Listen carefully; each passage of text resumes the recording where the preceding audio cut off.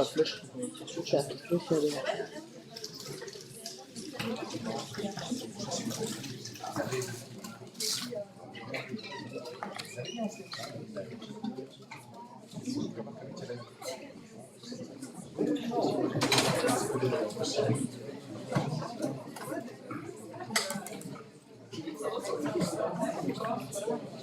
Peter, je peux commencer. Bon, bonjour à tous et à toutes. Je m'appelle Claire Andrieux, je crois que mon nom est marqué là. Je suis professeure d'université à Sciences Po en histoire contemporaine. Et j'ai le plaisir d'être donc collègue notamment de Peter Lagroux, qui organise ces rencontres au titre de la chaire internationale d'histoire de la Deuxième Guerre mondiale. Aujourd'hui, c'est la deuxième séance. Je ne sais pas si vous avez pu assister à la première, qui était un panorama général tiré de mon livre « Tombé du ciel, le sort des pilotes abattus en Europe 1939-1945 ». Et aujourd'hui et dans les deux autres séances qui vont venir, je reprends le panorama général, mais je l'approfondis et surtout, je pose des questions de source et de méthode, parce que je suppose qu'une partie d'entre vous êtes des historiens ou des historiens en herbe. Et donc, je vais montrer un peu les coulisses du tableau. J'ai intitulé cette séance « Les civils face aux pilotes abattus », c'est le titre général, mais cette séance, c'est « Les civils de France de la résistance à l'invasion, mai juin 40, à la résistance avec une majuscule ». Donc, il va falloir aussi discuter ce titre. Pour le moment, je voudrais juste redire un tout petit peu ce que j'ai dit l'autre jour. Pour ceux qui n'étaient pas là, mon livre porte sur 3 pays. C'est une comparaison France, Angleterre, Allemagne. Et l'intérêt du livre, pour moi, c'est surtout la comparaison. Car chaque pays présente un profil extrêmement distinct des deux autres. Et il y a donc 3 pays, mais il y a 4 configurations, parce qu'en France, vous avez la phase mai-juin 40, donc invasion, et puis la phase 40-44, occupation, qui sont 2 phases très différentes. Et donc j'ai 2 phases en France, j'en ai 2 en Allemagne, mais l'une ne mérite pas vraiment de commentaires, et donc je ne vais parler que d'une phase en Allemagne et une phase en Angleterre. Alors, ces contrastes, si vous voulez, pour les résumer de manière très schématique, sont les suivants. Les Français, en mai-juin 40, résistent à l'invasion en interpellant les pilotes allemands. Ensuite, les Anglais de la bataille d'Angleterre et sur toute la durée de la guerre interpellent les pilotes allemands dans des conditions très respectueuses et conformes aux lois et coutumes de la guerre. Et les Allemands, à partir de l'été 43, se comportent de plus en plus violemment à l'égard des pilotes tombés au sol, jusqu'à des lynchages meurtriers. Donc ces 4 figures méritent une investigation. Pour moi, c'est le but de l'entreprise, c'est de comprendre pourquoi des comportements collectifs peuvent être aussi différents. Dans un contexte apparemment identique, c'est-à-dire l'arrivée au sol inopinée d'un aviateur. Comme on l'a déjà fait remarquer, j'utilise beaucoup le mot pilote parce que il me semble qu'en français on peut parler des pilotes et ça désigne aussi bien les aviateurs. Donc je ne suis pas avec ce mot pilote, je ne désigne pas une des fonctions tenues dans un avion par les aviateurs. Je parle des aviateurs en vérité. Donc, je disais, comment déconstruire ces configurations nationales aussi contrastées? Comment analyser les composantes de la situation?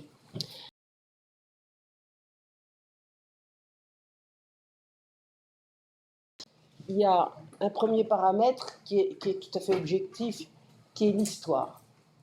L'histoire des années qui ont précédé, voire des années un peu lointaines, et notamment l'histoire des guerres.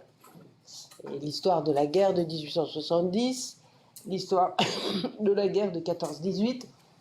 À chaque fois, une partie de la France est occupée et dans la guerre de 14-18, les Anglais et les Français sont du même côté. Et puis il y a encore la guerre de 40, où de nouveau, la France est envahie par le même envahisseur, et les Anglais sont de nouveau aux côtés des Français et même les Américains à la fin. Donc, ces événements, et j'ajoute, pour ce qui est de l'Allemagne, l'occupation de la Ruhr, qui a duré, comme vous savez, de janvier 23 à août 25. Quand on dit la Ruhr, d'ailleurs, c'est beaucoup plus large, ça comprend la Rhénanie. Donc, ces événements guerriers ou de type guerrier s'inscrivent dans les mémoires et, évidemment, influent les mémoires collectives. Et on arrive là dans le domaine culturel, et il m'est apparu que les réactions des populations tenaient pour beaucoup à des facteurs culturels. Alors, il y a la mémoire des guerres, mais il y a aussi différents traits de culture qui vont jouer un rôle particulier. Et puis, de manière plus ou moins importante, le rôle du régime politique est également visible. Visible ou pas visible? S'il n'est pas visible, justement, là, il y a une question.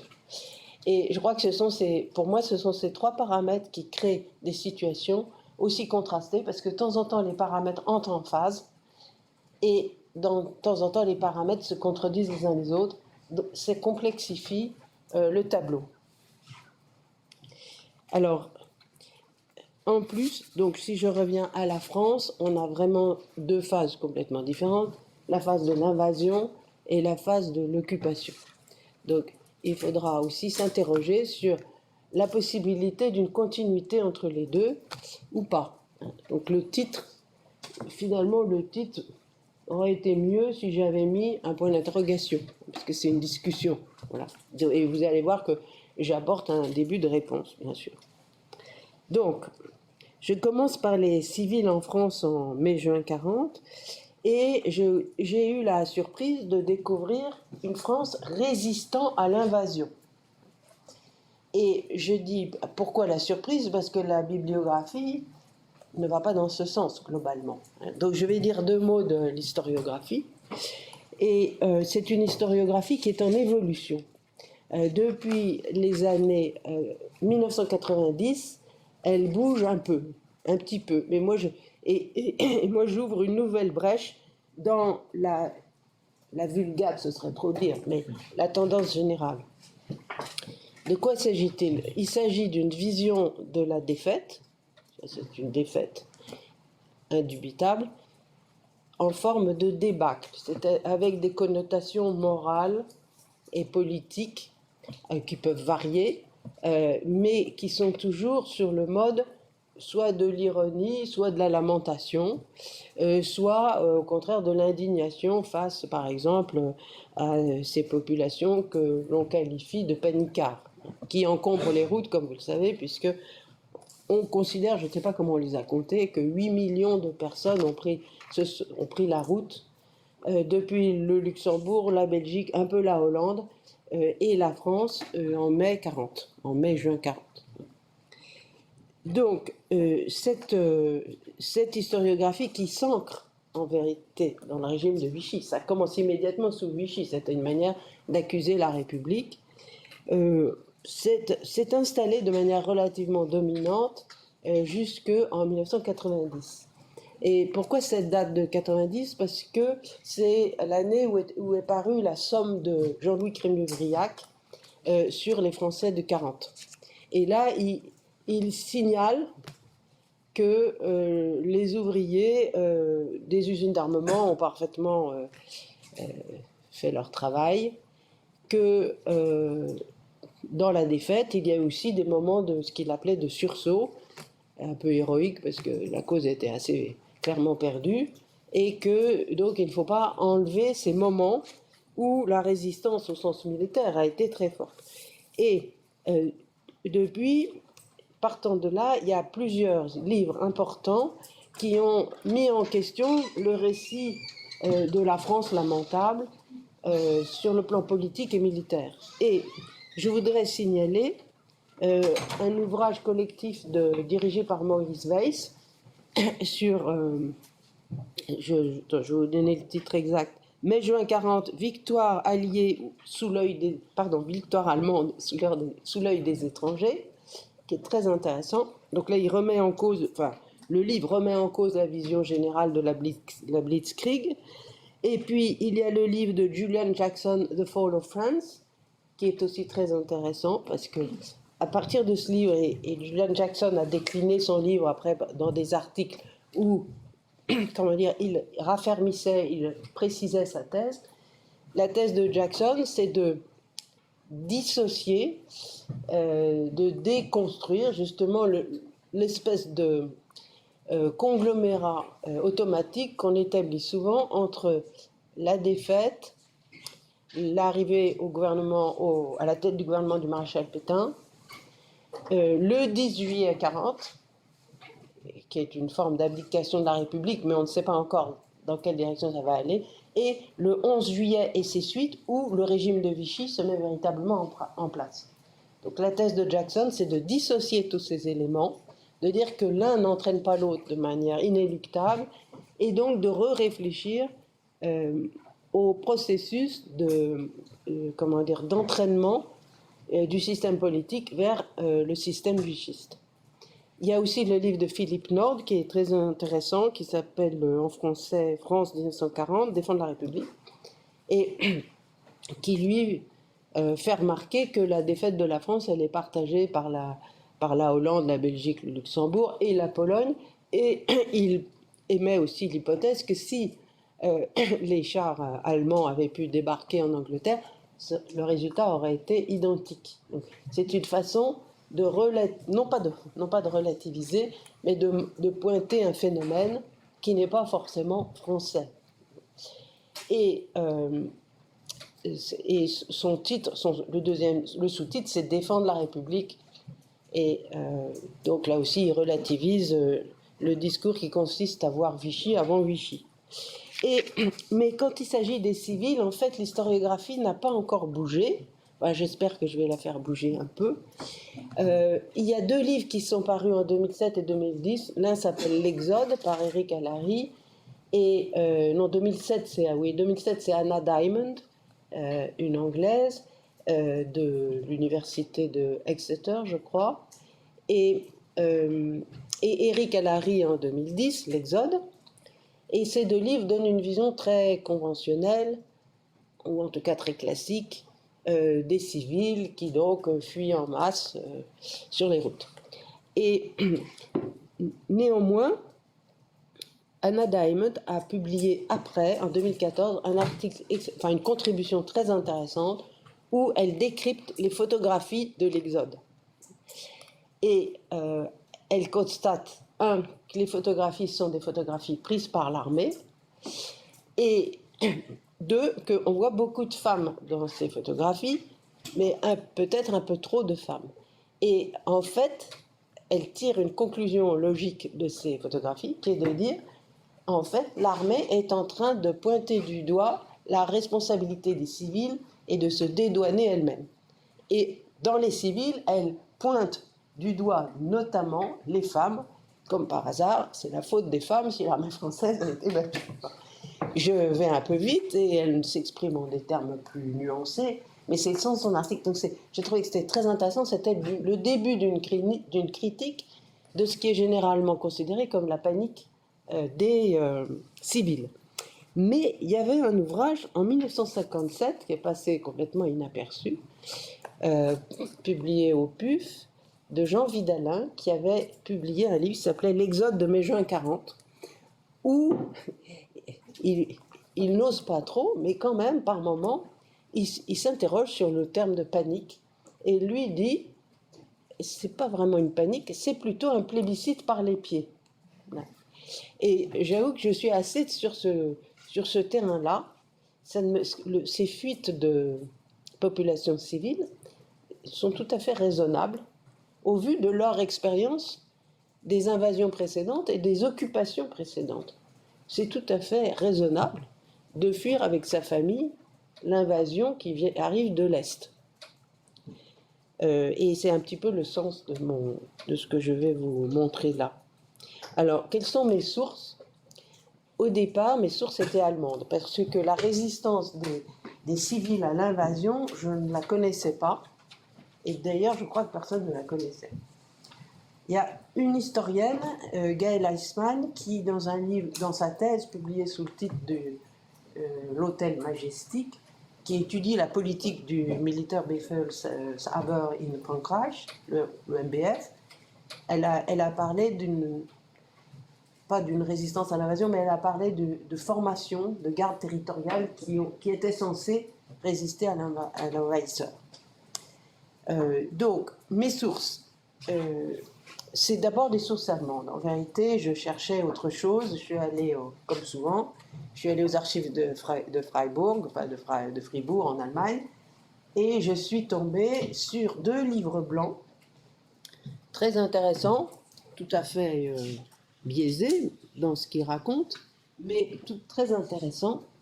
2 livres blancs rédigés et imprimés en 40 et le deuxième en 41, qui ont pour titre donc la conduite de la guerre contraire aux droits des gens par la France 1939-40. Et donc il y a eu 2 volumes, et si vous connaissez un peu l'histoire de la guerre de 14, ça reproduit les volumes concernant les francs-tireurs belges et que les Allemands avaient produits en défense contre les attaques que la Belgique et les Alliés portaient à l'encontre des atrocités allemandes. En fait, avec ces volumes, la Wehrmacht anticipe sur une éventuelle protestation des Français, mais Français avec le régime de Vichy, il y avait peu de chance qu'ils protestent contre quoi que ce soit, mais c'est donc une anticipation en souvenir de la guerre de 14. Il s'agit de montrer que les Français sont d'épouvantables francs-tireurs.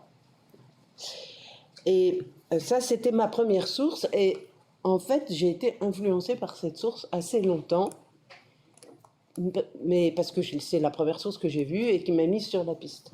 Et ensuite, j'ai consulté les archives des négociations de Vichy à la suite de ces événements, en AJ 41. Ceux qui ont résisté à l'invasion, une partie d'entre eux ont été arrêtés par les Allemands et condamnés à la peine de prison ou condamnés à mort et exécutés. Et quand le gouvernement de Vichy s'en est aperçu, il est entré en négociation via la commission de Wiesbaden pour essayer de défendre ces hommes. Voilà. Et je vais y revenir. Mais donc, il y a quelque chose dans les archives de Vichy. Il y a aussi, à ce moment-là, ayant vu ça, je me suis dit, il faut quand même que j'aille voir sur place, parce que qu'est-ce qui s'est passé en vérité? C'est pas des documents à l'échelle nationale qui peuvent le dire. Donc, j'ai été dans les archives locales. Et depuis, parce que depuis ce livre, j'ai progressé, j'ai aussi pu consulter les archives de la gendarmerie nationale.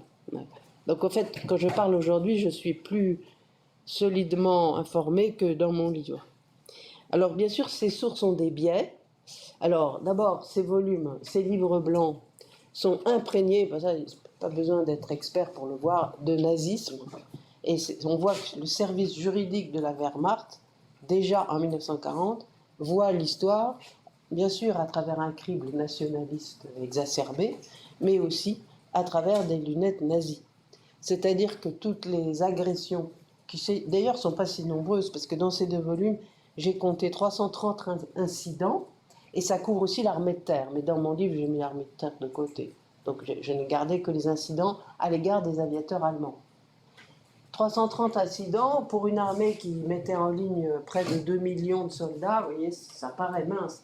Et pourtant, les 2 volumes insistent sur le caractère systématique des atteintes aux lois et coutumes de la guerre par les Français, par les civils français, ajoutant que la France est bien connue pour ses atteintes systématiques aux droits des gens et pour son art de mettre en avant les droits de l'homme pour mieux y porter atteinte. Bon, c'est un discours très militant.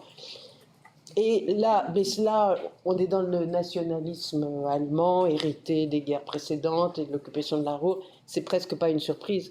Ce qui est plus intéressant, c'est de voir que les accusations prennent un tour nazi. C'est-à-dire que les médecins qui se comportent mal, supposément, parce que ce ne sont pas des documents contradictoires, à l'égard des prisonniers sont juifs. Quand les baraques des prisonniers sont sales, c'est à cause des Espagnols rouges qui ont résidé là avant les Allemands. Et ainsi de suite, si vous voulez, sans parler des notations concernant les Noirs qui, évidemment, sont l'objet de considérations éminemment racistes. Donc, ce sont déjà des documents nazis.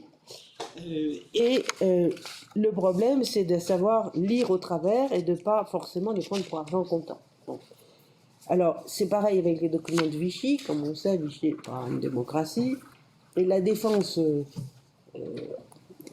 réelle des résistants à l'invasion par Vichy est réelle, mais ce qu'on ne voit pas dans ces documents de la commission de Wiesbaden, c'est que derrière, il y a des tractations beaucoup moins reluisantes, et notamment, in fine, les 5 derniers condamnés à mort qui sont alors en Allemagne et qui sont graciés en janvier 1943 par Hitler, ils sont graciés parce qu'en échange, le système d'emprisonnement qui pèse sur Reynaud, ancien président du Conseil, et Mandel, ancien ministre de l'Intérieur, est renforcé. Voilà. Avant que Mandel et Reynaud soient transférés en Allemagne. Donc, il y a une tractation, et c'est du marchandage à la manière de Laval, même si ça se produit à un moment où Laval n'est plus président du Conseil.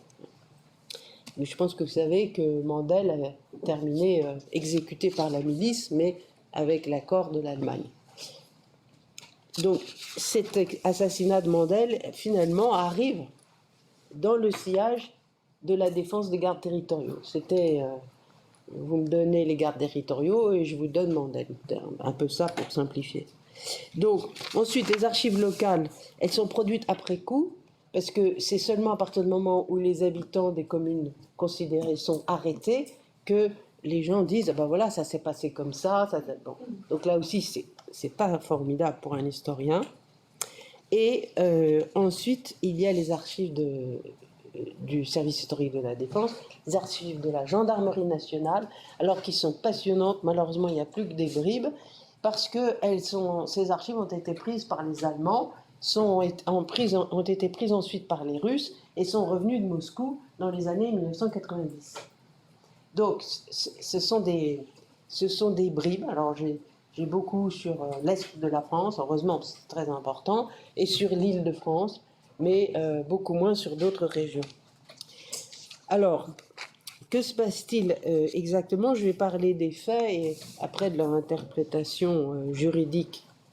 En fait, si on prend ce document allemand, il n'y a que 12 cas, un cas qui peut réunir 20, 30 personnes. Il y a 12 cas où l'interpellation mouvementée de l'aviateur par des Français, des habitants locaux, a donné lieu à investigation approfondie, voire et à jugement. Alors, jugement sommaire quelquefois, mais quand même jugement.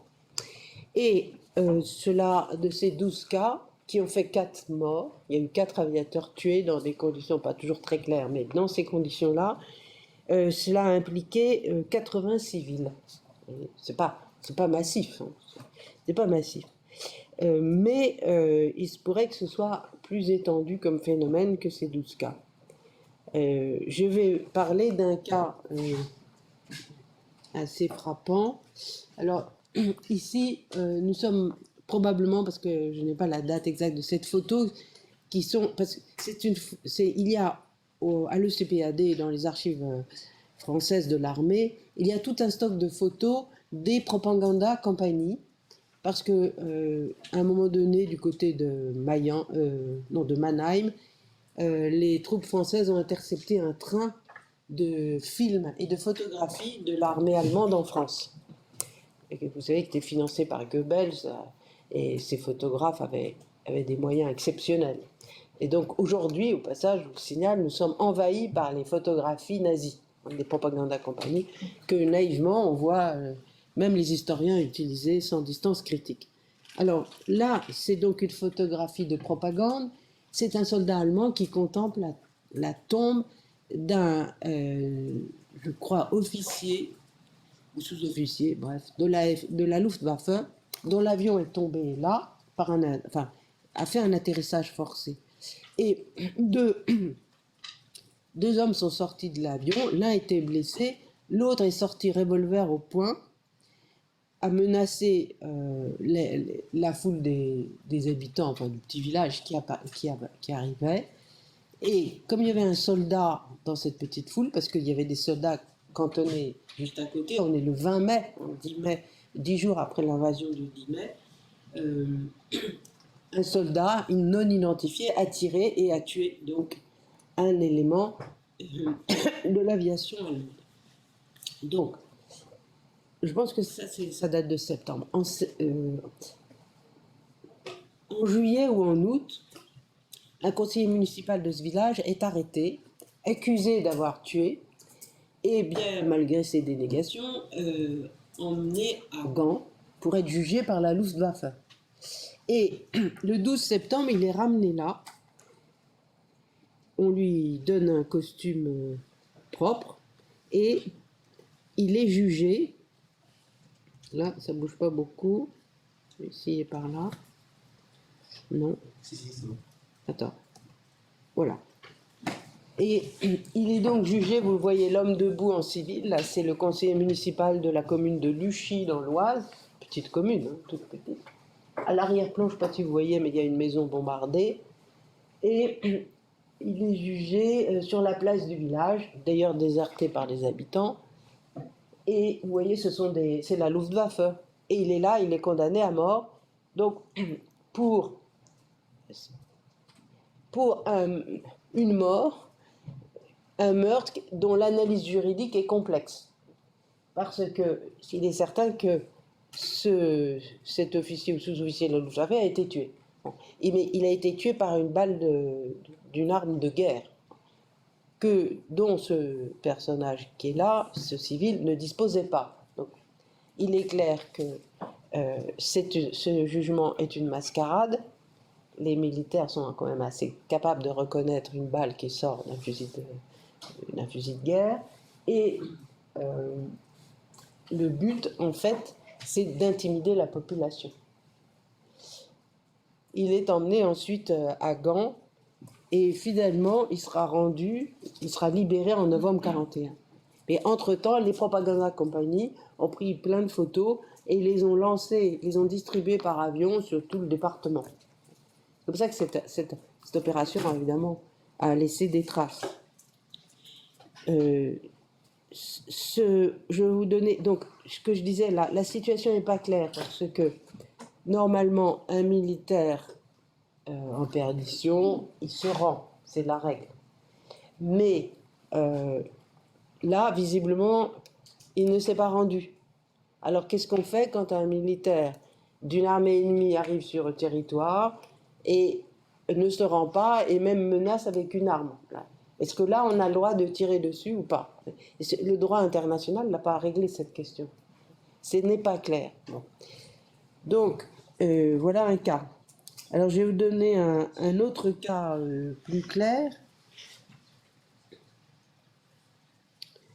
Ici, vous voyez un jeune lycéen qui s'amuse à monter sur un avion de la Luftwaffe qui a fait un atterrissage forcé sur la commune de Plouguerneau dans le Finistère le 18 juin 1940, à une date où la Wehrmacht est à un jour de marche et à une date où Brest est bombardée. Plouguerneau est tout près de Brest, la mer est toute proche. Donc on est vraiment dans un contexte de guerre. Cet avion a été touché par la DCA allemande, il a fait un atterrissage forcé. Les quatre aviateurs sont sortis et ne se sont pas rendus. Ils se sont même enfuis avec une mitrailleuse et leur pistolet. Et donc les civils qui sont accourus les ont poursuivis et il y a eu des échanges de coups assez violents, sur lesquels je n'ai pas de détails. Mais, in fine, les 4 hommes de la Luftwaffe sont arrêtés et conduits à la prison de Brest. Voilà. Seulement le lendemain, la Wehrmacht arrive, elle fait une rafle dans le village concerné et presque aussitôt condamne à mort 2 habitants. Et l'un est exécuté le 28 juin c'est probablement l'un des premiers exécutés à la suite d'un procès ultra rapide de la guerre. C'est un civil, bon, un père de 8 enfants, un agriculteur. Lui, il nie avoir porté des coups, enfin, on ne saura probablement jamais, et il est donc exécuté comme franc-tireur. Et ce terme franc-tireur, je vais y revenir, je l'ai déjà évoqué. Autrement dit, si vous voulez, on peut déjà voir que la résistance à l'invasion, elle n'est pas admise par l'armée allemande. Alors, dans l'affaire, et plutôt dans ces cas, dans les 12 cas, il y en a un qui est véritablement un cas de lynchage qui, lui, alors ressortit à un autre espace juridique qui est celui c'est l'infraction à la Convention de Genève, comme quoi on doit protéger les prisonniers de guerre. Alors, ça se passe à Vimy le 18 mai. Vimy, c'est dans le Pas-de-Calais. Je pense que vous connaissez, vous avez entendu parler de la bataille de Vimy. Et donc, ce n'est pas anodin. C'est un cadre où les relations franco-allemandes ne sont pas sous leur plus beau jour. D'autant plus que Vimy, en fait, c'est une ville minière qui est pleine de Polonais, si je puis dire, qui savent un peu ce qui s'est passé en Pologne en 1939 et qui d'ailleurs, ce sera une ville très résistante après la guerre. Donc là, le débat sur résistant à l'invasion, résistant tout court, ça marche pour Vimy. Et donc là, dans un atterrissage forcé, ça recommence. Alors on est en plein champ de bataille. Là. Il y a des soldats qui tirent aussitôt sur 3 membres de l'équipage. Et le dernier qui vit toujours est emmené par un gendarme. Mais une petite foule se constitue et envoie des coups, sur lesquels je n'ai pas trop de détails, sur le prisonnier. Il est prisonnier puisqu'il suit le gendarme. Donc théoriquement, je veux dire, Convention de Genève s'applique. Il est prisonnier. Mais néanmoins, les civils, et notamment une femme et un homme d'origine polonaise, cogne sur lui de manière un peu vive, et puis un troisième qui est communiste et mineur. Tous les 3 ce sont des ouvriers. Ils sont arrêtés, évidemment dès que l'armée allemande s'installe, ils sont arrêtés et exécutés, tous les 3, le 29 juin. Là, c'est plus compliqué puisqu'il y avait eu infraction à la Convention de Genève. Enfin, de là à exécuter dans les 24 heures, il y a peut-être une discussion. Je reviens donc maintenant au problème juridique. Depuis la guerre de 1870, où, comme vous le savez, en France, le gouvernement avait aidé les francs-tireurs à se constituer en armée, et où, parallèlement, dans les territoires occupés de la France, des mouvements de francs-tireurs s'étaient développés. Depuis la guerre de 1870, le droit international reconnaissait aux civils le droit de résister à une invasion. Depuis la Convention de La Haye de 1899, confirmée en 1907, et je vous la lis parce que on ne le sait pas assez. Donc c'est l'article 2, la population d'un territoire non occupé qui, à l'approche de l'ennemi, prend spontanément les armes pour combattre les troupes d'invasion sans avoir eu le temps de s'organiser, sera considérée comme belligérante si elle porte ouvertement les armes et respecte les lois et coutumes de la guerre. Voilà. Donc, sera considérée comme belligérante, c'est le point crucial, est belligérant celui qui bénéficie des protections liées aux conventions internationales. Sinon, c'est un guérillero et là, tout peut arriver. C'est ça que ça veut dire. Donc, cet article 2 dit « Les résistants à l'invasion, autrement dit les francs-tireurs, sont dans leurs droits et ils ont le droit à la protection une fois qu'ils sont prisonniers. » Eh bien, ce droit, comme vous le savez sans doute, surtout si vous avez déjà lu les atrocités allemandes de John Horn et Alan Kramer, ce droit, l'armée allemande ne le respectait pas. Et ni en 14, on a vu le résultat en Belgique et un peu en France, ni en 40. Et c'est très visible dans les textes, John Horn l'a vu pour 14, moi pour 40, il y avait eu juste avant la guerre en Allemagne différentes ordonnances sur le droit pénal de guerre. Et l'ordonnance principale, on l'appelle la KSSVO parce que, enfin c'est lu en français, c'est parce que ça veut dire Kriegs, après j'ai oublié, Kriegs, bon bref, ça veut dire ordonnance spéciale de guerre. Et dans cette ordonnance spéciale de guerre, l'article 2 que je vous ai lu est bien reproduit, mais juste avant, un texte dit, en chapeau, dit exactement le contraire. C'est-à-dire que ceux qui se soulèvent contre l'armée d'invasion seront fusillés. Point. Donc, c'est ce qui s'est passé. Ce disant, j'ai l'air peut-être d'énoncer des choses connues, mais il faut savoir que tout le monde, en Allemagne, il y a des historiens pour le contester. Donc ce que je dis n'est pas universellement admis.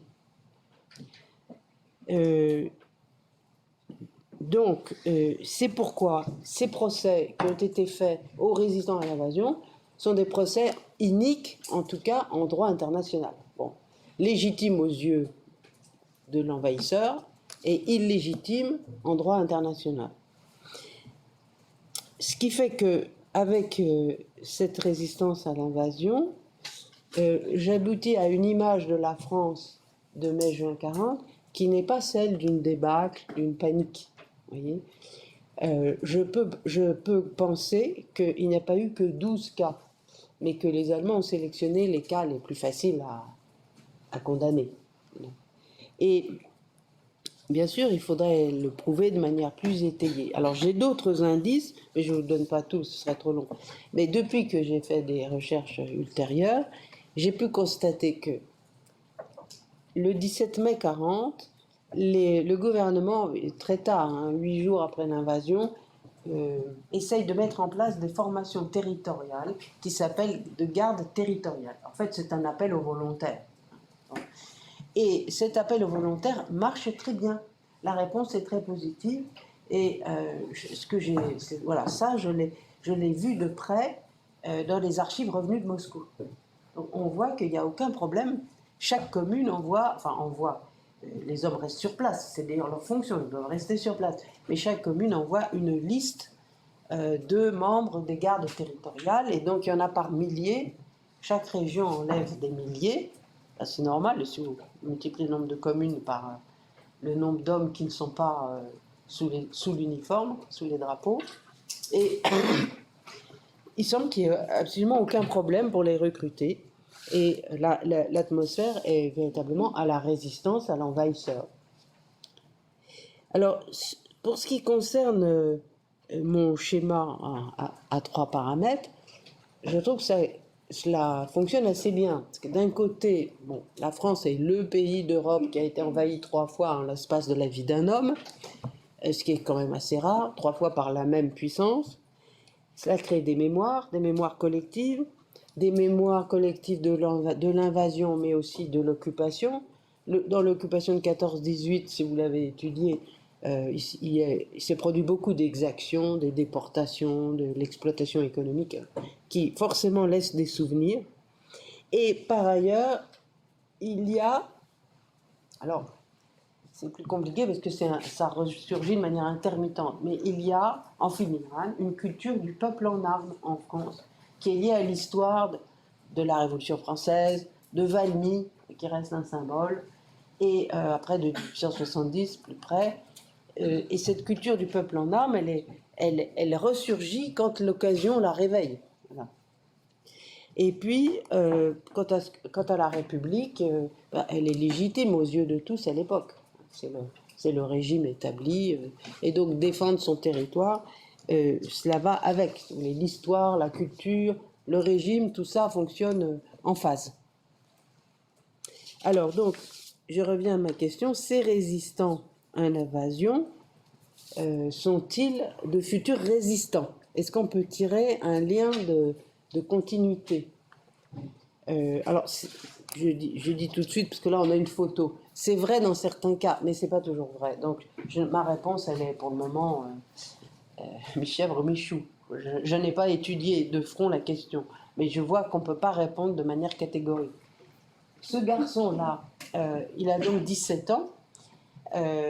lui, alors, il symbolise, si je puis dire, la continuité. Parce que dès que les Allemands sont là, installés, il fait partie d'un petit mouvement de résistance qui va être décimé par les Allemands assez vite. Il est même arrêté quelques jours et puis libéré. Et ensuite, il devient un helpers, que les Alliés ont appelé un helper, c'est-à-dire une aide, il apporte l'aide clandestine aux aviateurs alliés. Et à la fin, il est tellement menacé qu'il a la chance de pouvoir partir, de quitter, parce qu'il est trop menacé, de quitter la Bretagne par le réseau Shelburne, dont vous avez peut-être entendu parler, qui est un réseau d'évasion qui vient chercher les Alliés en Bretagne, dans la baie de Saint-Brieuc, en motorboat, je ne sais pas comment ça s'appelle, en bateau armé à moteur. Bon, pardon pour ma traduction. Donc des petites vedettes militaires qui donc coupent le moteur quand ils arrivent dans la baie, parce que la baie est très surveillée, qui récupèrent les aviateurs, ce sont surtout des aviateurs de nuit, et qui les ramènent à Plymouth. Voilà. Il y a eu un film assez mauvais sur Shelburne, enfin assez mauvais parce qu'il est ennuyeux, mais bon, c'est un film. Et alors le clou du spectacle, c'est quand on voit le père de Jane Birkin, parce que le père de Jane Birkin était l'un de ces capitaines de vedettes qui vraiment prenait tous les risques pour naviguer de nuit, et surtout si vous connaissez la Bretagne, il y a beaucoup de cailloux, et c'est pas très commode. Et en plus, il passait absolument sous les yeux des soldats de la Wehrmacht. Alors, si vous allez sur place, il y a des détails amusants. Et il faut dire que là, les soldats de la Wehrmacht, c'était des Russes qui étaient un peu portés sur la vodka. Bon, ça a dû aider un peu. Et aussi, mais peut-être plus encore, c'était des terriens. C'est ce que disent les gens sur place. C'était des terriens, et les terriens ne savent pas repérer les bruits naturels qui se produisent quand un bateau avance, même dans le plus grand silence. Et notamment les vols d'oiseaux. Parce qu'un vol d'oiseau qui est un vol d'oiseau dérangé par un objet sur la mer, il paraît que ça fait un bruit spécifique quand on est sur place. Mais les Russes, donc là, n'ont pas entendu. Bon, enfin, je reviens un peu à mon sujet. Donc, l'aide aux Alliés, je regarde l'heure, 7h moins 5, je me donne encore 20 minutes, ça va 20-25 minutes. Non, parce que je voudrais que vous posiez des questions. L'aide aux Alliés, alors, c'est l'une des sources de la résistance. Pas 36 sources de la résistance, mais l'aide aux Alliés a vraiment, disons, créé un maillage résistant sur toute la France. Alors, quel est l'état de l'historiographie? Bon, là, j'arrive à point, si je puis dire, c'est facile, parce que l'historiographie de cette période, de la période de l'occupation, a évolué depuis les années 2000. On est moins, universellement centré sur les années noires, entre guillemets, sur la collaboration, et la résistance a été réétudiée, et ça réévalue la résistance. Il y a une période où la collaboration tendait à occuper tout le paysage, et maintenant la résistance refait partie du paysage. Si vous voulez, pour simplifier, on a eu la période de Robert Paxton et aussi le livre d'Henri Rousseau, Le syndrome de Vichy. Et maintenant, depuis 2006, avec la publication d'un dictionnaire historique de la résistance, on revient tout de même à une prise en considération, à mon sens meilleure, de la résistance. Alors, il y a eu un livre tout récemment de François Azouvi, français, vous saviez tout, non, je ne sais plus, quel est le titre? Français, on ne vous a rien caché. Voilà, c'est pour prendre le contre-pied de la période des années 70, 80, 90. Bon, c'est un livre qui a des défauts, mais il s'inscrit dans ce courant de remise en lumière d'une histoire de la résistance qui n'a pas été que dans l'embellissement, voire des... Je ne sais plus ce que m'avait dit un étudiant une fois, c'était... Mais oui, mais la résistance, c'est une blague, ou quelque chose comme ça. Bon. J'avais trouvé que c'était quand même pousser le bouchon un peu loin. Et donc, aujourd'hui, on est dans une période qui me semble plus équilibrée pour ce qui est de la reconnaissance de la résistance, dans sa réalité et avec ses limites. Mais pour ce qui est de l'aide aux Alliés, il n'y a rien. Et j'ai regardé les 3 derniers ouvrages sur la résistance. Olivier Vieviorca, il sort de la résistance. Albertelli, Blanc, Douzou, la lutte des résistants, c'est paru là il y a quelques années, ne parle pas du tout de l'aide aux Alliés. Et le livre de l'anglais Robert Gildy, comment ils sont devenus résistants, c'est paru je crois en 2015, il a je crois une demi-page. Bon. Et pourtant il y a à mon avis un vrai sujet, donc c'est ce que j'ai traité. Alors les sources, et il faut dire que les sources sont extraordinaires. Elles sont produites sur le moment et dans des conditions strictes de vérification, de contrôle. Et ça a été, je peux dire, la chance de ma recherche.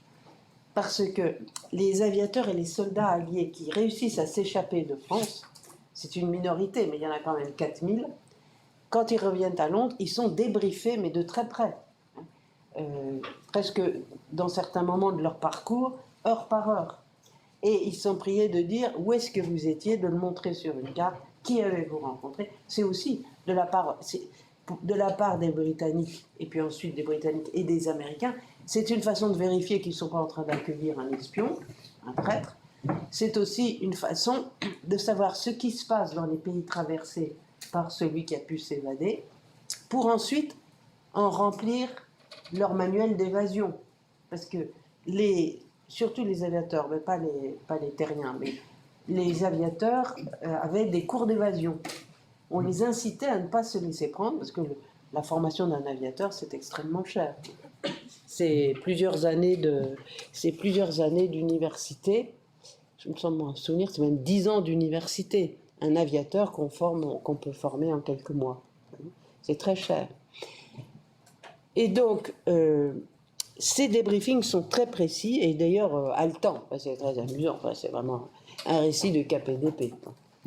Et puis, ensuite, après la guerre, les Alliés, qui savaient que ces helpers avaient été très sévèrement réprimés, les Alliés les ont recherchés. Donc, ils ont pris les archives qu'ils avaient constituées à Londres.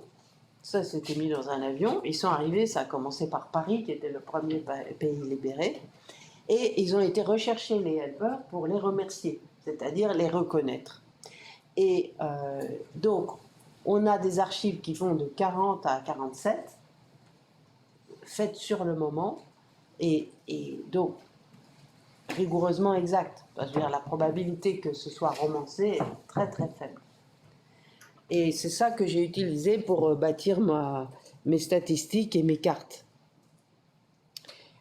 Alors, c'est pas tout, parce qu'il y a aussi la répression allemande.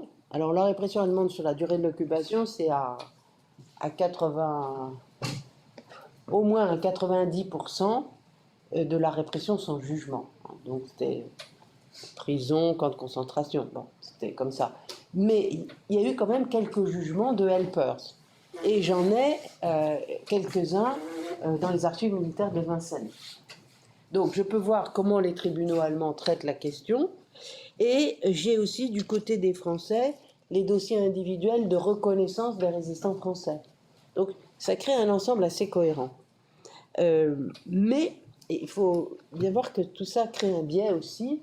C'est que je cherche l'aide aux Alliés, je sais où elle est, et je la trouve. Mais il faut voir ailleurs. Voilà. Et ça, je ne l'ai pratiquement pas fait. Je veux dire, le vrai travail, si on veut faire une pesée globale de la résistance dans le paysage, il faudrait prendre presque village par village et voir exactement ce qui se passe. Parce que moi, je vois les actes de résistance, mais à côté, il peut se passer autre chose. Donc, ce que j'étudie, c'est vérifié, enfin, je l'espère, j'ai bien travaillé, mais ça ne dit pas le tout de l'histoire. Voilà. Donc, quels sont les faits? Cette aide aux Alliés a été générale. C'est un phénomène national, et d'ailleurs pas national, parce que c'est pareil en Belgique, c'est pareil en Italie. les Alliés sont aidés de manière massive par la population civile. Et c'est pareil en Hollande, peut-être un peu moins net en Hollande, mais c'est quand même aussi une aide très fréquente. Donc c'est pas seulement français, mais c'est général. Et si on cherche des chiffres, les Alliés ont reconnu 34 000 helpers en France. Ce qui n'est pas rien, 34 000 helpers reconnus. Surtout qu'il y avait des critères. Il fallait avoir aidé de manière substantielle. Il ne suffisait pas d'avoir donné un sandwich, il ne suffisait pas même d'avoir hébergé une nuit, ça pouvait être considéré comme insuffisant. Et donc, dans les demandeurs du titre, il y en a 20% qui ont été écartés. Dans les 20%, j'ai compté à peu près 5% de demandeurs dont la préfecture signalait qu'ils avaient aussi accompli ou commis des actes de collaboration notoires. Et donc, parce que les reconnaissances étaient en France, mais justement, étant se produisant en France, ayant lieu en France, les préfets avaient leur mot à dire. Et donc, il y a eu, disons, une chute de 5 points et 15 points pour ceux dont on considérait, dont les armées alliées considéraient qu'ils n'avaient pas fait assez. Voilà. Donc, on arrive à 34 000 et à peu près 150 000 à l'échelle de l'Europe. 34 000, mais en fait, si vous connaissez maintenant, on a les bases de données complètes de helpers, et souvent, moi c'est presque tous les jours, je constate, je vérifie l'existence de helpers qui n'ont pas été reconnus. Donc c'est encore un autre nombre qu'il faudrait chercher. C'est peut-être pas nécessaire, mais bon. Et ces helpers n'ont pas été tellement reconnus par la France. Seulement 15% d'entre eux sont reconnus comme résistants. Oui, si vous croisez les résistants en général, reconnus comme tels, les helpers reconnus comme tels, le recoupement ne vaut que sur 15%. Et quel est l'intérêt de ces chiffres? Ben, je fais un petit excursus, parce que ce sont donc bien des chiffres de résistants vérifiés. Hein. Et vous savez ou vous ne savez pas que la résistance reconnue en France réunit à peu près 325 000 personnes. Maintenant, les dossiers sont beaucoup plus accessibles qu'autrefois. Bon, vous avez la liste en ligne, enfin, ça va beaucoup plus vite. Et 325 000 personnes, c'est 1% de la population de l'époque. Alors, dans certains ouvrages, on dit 1%, ben, c'est ridicule. Donc, c'est pas à peine utile d'en parler.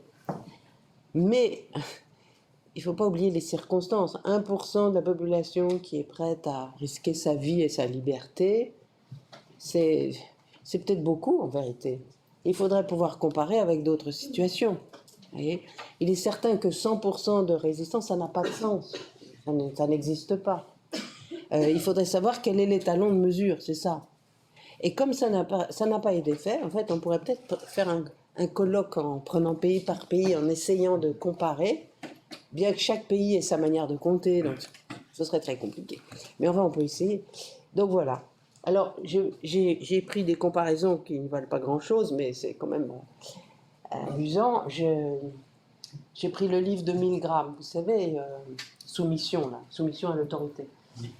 Et dans Soumission à l'autorité, donc, il a quand même fait travailler, si je puis dire, plus de 400 habitants quelconques de la ville de Bridgeport, j'ai oublié, près de Yale. Et il n'y en a que 0,4% qui est refusé d'appliquer des chocs électriques. Donc, si on fait un parallèle, il n'y en a que 0,4% qui est dit non. Bon. Donc, je crois que 1%, ça n'est pas forcément peu, mais en fait, on ne le sait pas. Donc, on ne peut pas se prononcer. De mon côté, voyant la manière dont les Français accueillent systématiquement, cherchent à cacher de manière systématique les aviateurs alliés, je me suis permis de parler de résistance de masse. Mais bien sûr, il faut s'entendre. La résistance de masse, ça se définit par rapport à un régime autoritaire, voire et même totalitaire, qui condamne à mort ceux qui agissent de la sorte. Donc, la masse, elle veut dire quoi? Elle veut dire que, c'est ce qu'on lit dans les manuels d'évasion d'ailleurs pour les aviateurs, on les dit, vous avez 90% de chances d'être bien reçu par la population. Vous voyez. Et les mêmes manuels, quand ils parlent du Japon ou de l'Asie, eh ben, il n'y a pas de chiffre, il n'y a pas de pourcentage, il y a juste ce sera très difficile. Voilà. Donc, c'est intéressant parce que, si vous voulez, on a un point de vue qui n'est pas franco-français sur une situation qui est française. Mais la même chose pour la Belgique. Hein. La Belgique et l'Italie. Là, c'est les 3 pays champions de l'aide aux alliés. Alors, une caractéristique amusante, oui, qu'il faut signaler, c'est que c'est une résistance très féminisée. Très féminisée pour des raisons sociologiques évidentes. D'abord parce que les femmes sont les chargées du foyer, elles hébergent, elles nourrissent, elles vêtissent ces grands gaillards qui ont très faim, hein, 20-21 ans. Et c'est vraiment une occupation presque à plein temps, vu les conditions de l'époque. Et aussi, encore plus crucial, ce sont les femmes qui ont la première réaction d'accueil. Parce que, à l'époque, 48% des femmes sont au foyer, les hommes sont au champ, au bureau ou à l'usine. Et donc, quand l'aviateur frappe à une porte, ben, c'est la femme qui ouvre. Et quand il s'agit des premières heures après la chute de l'avion, c'est crucial, parce que les Allemands déclenchent aussitôt des chasses à l'homme, des ratissages, des fouilles maison par maison. Donc, si on accepte un aviateur, on s'expose, on prend un grand risque. Voyez. Et ce sont souvent les femmes qui ouvrent et qui décident aussitôt oui, non. Et quand c'est non, elles indiquent une autre maison plus loin. Et donc, je n'ai pas de récit d'aviateur, comment dire, je n'ai pas de récit d'aviateur rejeté de manière hostile. Il y a des aviateurs qui peuvent être conduits vers une autre maison. Ça arrive. Donc là, les femmes jouent un rôle décisif. Et d'ailleurs, dans les helpers, elles représentent 30%. Et vous pouvez penser que c'est peu, alors qu'elles jouent un rôle décisif. Mais dans les résistants français pris en général, si on prend les combattants volontaires de la résistance, qui est un titre particulier, mais qui réunit quand même 260 000 Françaises et Français, il n'y a que 12% de femmes. Donc 30%, c'est beaucoup. Et on voit indirectement que ça aurait dû être beaucoup plus, parce que les helpers étaient reconnus, c'était le premier stade. Ensuite, les Alliés distribuaient des décorations pour les helpers particulièrement méritants. Et quand ils distribuaient les décorations pour les Français, l'équilibre était rétabli, on avait 50-50, hommes-femmes à égalité. Pour rétablir l'équilibre, j'en déduis qu'il y avait un déséquilibre au premier niveau et que les femmes étaient sursélectionnées. Une femme helper en avait fait, je caricature, une femme helper en avait fait 10 fois plus qu'un homme helper. Mais au niveau des décorations, bizarrement, l'équilibre a été rétabli. Enfin, c'est le cas pour la France, tandis que pour l'Italie, c'est pas le cas. Les femmes sont restées très, très bas. Bon, je ne sais pas s'il y a une influence italienne là-dedans, j'ai pas étudié. Alors, la répression, je vais vous montrer des... La répression, c'est très grave. Alors, oui, voilà. Ça, c'est octobre 40, mais dès le mois d'août 40, il y avait des affiches. Les Allemands communiquaient par affiches auprès de la population. Donc là, héberger des Anglais, sans les avoir déclarés, seront fusillés. Ce n'est pas compliqué. Et puis, voilà un avis d'exécution qui date de mai 42 à Lille. Là, c'est 2 hommes ont été pour avoir hébergé des soldats anglais. Là, c'est les soldats, parce que vous savez qu'il y a beaucoup de soldats qui sont restés coincés après Dunkerque. Donc ça, c'est une répression terrible. Et j'ai estimé à 4000 le nombre de helpers déportés. Certains étaient fusillés, d'autres étaient déportés. La répression s'est aggravée avec le temps. Et parce qu'ensuite, après cette affiche-là, l'affiche suivante, c'est de septembre 41, elle annonçait que les femmes seraient déportées, les hommes seraient fusillés, faisait une distinction. Les hommes seraient fusillés, les femmes seraient déportées, et une prime à celui qui dénoncerait serait offerte. Voilà. Ensuite, en 1942, il y a une dernière affiche, mais qui n'a pas été appliquée, qui est vous savez qu'à partir de l'été 1942, la police allemande, les forces militaires plus ou moins, passent sous l'autorité de la SS. Les SS imposent leur autorité, plus ou moins, ça dépend, sur le MBF. Là, il y a une affiche SS qui annonce que non seulement les hommes seraient fusillés, les femmes seraient déportées et il y avait une prime pour dénoncer, mais la parentèle aussi serait déportée et les enfants seraient mis en maison de correction.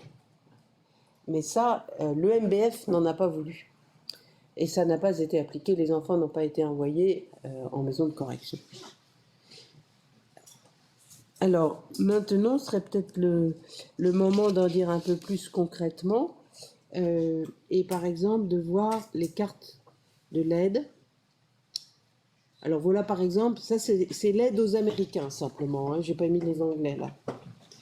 Et vous voyez que les helpers d'Américains, on les trouve surtout, en fait on les trouve sur les trajectoires des avions comme par hasard. Donc dans le nord c'est les avions qui vont bombarder l'Allemagne, ou aussi les avions qui viennent bombarder la banlieue parisienne. Et à l'ouest, c'est les avions qui vont bombarder les bases de Lorient, Saint-Nazaire, les bases de sous-marins allemands. Et donc c'est là qu'on trouve surtout les helpers, puisqu'ils doivent prendre en main. Et ensuite, ils sont envoyés par convoi, souvent en train. Ils y sont envoyés à Paris, parce que Paris est un carrefour de communication. Et ils descendent, en général pour aller en Espagne, ils descendent en train. Et vous voyez qu'ils passent le long des frontières, dans le Doubs, là, et dans les Pyrénées, il y a beaucoup de helpers, parce que les helpers s'accumulent là en attendant le moment de passer les Pyrénées. Et là, c'est la carte des localités traversées par les helpers pendant la guerre. Toutes localités réunies, et sur toute la guerre. Donc ça ne donne pas la densité des aviateurs, mais ça donne la densité des localités concernées. Et vous voyez qu'on retrouve le nord de la France, et même la Belgique et la Hollande. On voit aussi la tache noire de l'Italie, ce sont les prisonniers de guerre qu'avaient fait les Allemands en Afrique du Nord et qui étaient stationnés dans des camps de prisonniers en Italie. Et dès que les Allemands arrivent en septembre 1943, ces prisonniers de guerre s'évadent parce que les Italiens les laissent partir. Et donc, on estime à autour de 50 000 hommes, leur nombre, dans la nature, et qui sont donc cachés dans les villages italiens. C'est ça qu'on voit. Et vous voyez, c'est une Europe qui est pleine de fugitifs, qui est pleine, on pourrait dire aujourd'hui, de migrants. Tous des hommes jeunes. Et voilà, là c'est le film des événements par année. Vous voyez qu'en 1940, ce sont les soldats britanniques. Et on voit qu'ils descendent vers le sud, ils descendent par la vallée du Rhône. Ils s'accumulent, on voit la ligne de démarcation, surtout la partie nord de la ligne de démarcation, ils s'accumulent là. 41, c'est le début de l'arrivée des aviateurs. 42, 43, là c'est le grand moment pour les réseaux d'évasion. Et 44, il y en a un peu moins en France parce que déjà une partie de la France est libérée. Ce sont des années civiles, ça. Alors en revanche, il y en a encore beaucoup en Italie parce que Rome n'est libérée qu'en juin 44, si je ne me trompe. Et donc il y en a encore beaucoup. Alors, d'un point de vue peut-être plus concret, je vais commencer. Je pense que c'est plus haut. Voilà. Je vais vous donner 2 cas d'évasion, un peu concrètement, pour vous expliquer le système.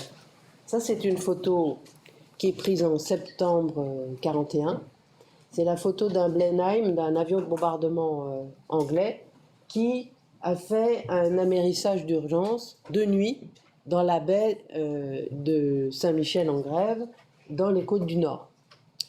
Et il y avait là 3 aviateurs et qui ont sorti leur dinghy, c'était nuit, et ont eu le plaisir de s'apercevoir qu'ils avaient pied. Bon. Donc, ils se cachent dans une cabine sur le bord de la grève, une cabine de mare, parce que c'est une zone touristique.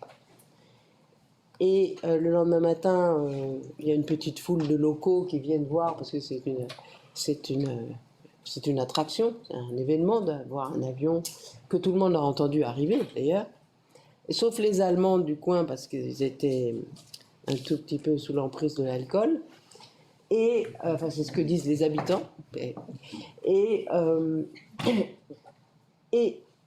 le pilote aperçoit une jeune fille et l'interpelle et lui dit, il lui demande de l'aide. Voilà.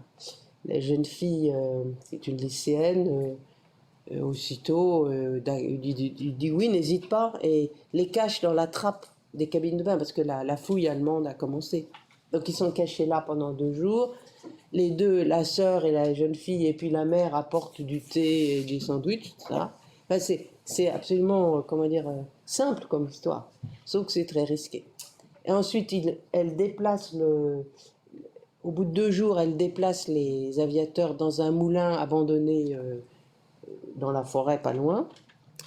Et au bout de 5 jours, c'est une autre habitante, toujours une dame, qui vient les chercher pour les cacher dans son château. C'est de la châtelaine du coin.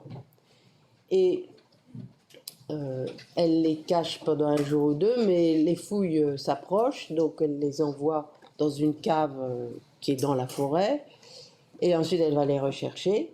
Et tout ça dure à peu près 8 jours. La fouille ne les a pas trouvés. Et encore une femme, qui est une kinésithérapeute, qui donc à ce titre a le droit d'utiliser une voiture, parce que l'usage des voitures était très contrôlé, vient chercher les aviateurs et les emmène à 30 km de là, chez 2 paysans qui ont déjà hébergé des soldats britanniques. Et là, il reste 15 jours, tout le village est au courant, on prend des photos. Dans le rapport du préfet, il est même dit que les paysans ont emmené les aviateurs jouer aux autotamponneuses dans la ville du coin. Donc ça se passe apparemment très joyeusement, et tout le monde est d'accord, voilà.